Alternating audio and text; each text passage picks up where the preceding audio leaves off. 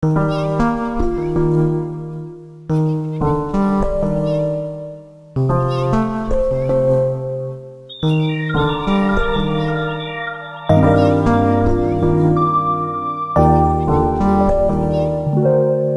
ito, ayan, nalayas na kami ng Pilipinas. Finally, andito na kami. So, salamat kay JMK at sa Tiffany Golden. Ayan, alis ang Ate Jam ninyo kasama ng iba pang staff ng Rare. Tsaka yun nga, at napakaganda. Alam nyo ba, napakagandang magpaasikaso rito sa agency na to ng JMK.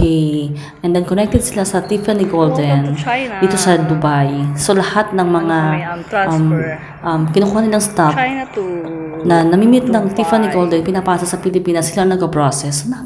Alam mo, parang ako nag-report lang ako, parang 2 times, 3 times lang ako nag-report. Tapos, grabe, okay na. Napaka-smooth. Wala akong masyadong tinrabaho. So, yung shoutout sa likuran ko, hindi ko kilala yan. Ayan, samantalahin ko na pagkitaking ko ng picture kasi minsan lang yung nasa buhay ko yan. At ito na, nag-aantay na kami ng I'm boarding. At ito nga, kahit namamaos pa si Ate Jam at inuubo, sige lang, shoutout pa rin ako at nagdadaldal gawin pa rin ako ng aking vlog kasi pahamak talaga yung beer na yan bago ako umalis. So, yan, papasok kami sa loob kasi mag-board na kami. At syempre, shoutout ko rin ang mga kasama ko. So, pali-anim kami. So, 5 yung bago. Karamihan mga Bisaya lahat. Grabe, di ba? Alam mo, hindi Bisaya, no? Hindi, Bisaya ang parents ko, pero hindi ako naman masalita ng Bisaya. Pero hindi ako Bisaya, sige, hindi niyo ako mabibenta, guys. Hindi niyo ako mabibenta, sige. Pag isahan niyo sa Ate Jam, sige, kayo bibenta ko. Bibenta ko, mag-Arabic ako, hindi niyo maintindihan. Shoutout sa inyo kung makikita ninyo to, di ba? Hindi niyo alam na ginawa ko kayo ng vlog. Sinama ko kayo. So, yun ang kulit-kulit pabain to. Naghanap siya ng upuan niya. Ang linaw-linaw ang upuan niya. Tapos, inaki yung upuan sa loob, sa may bandang harapan.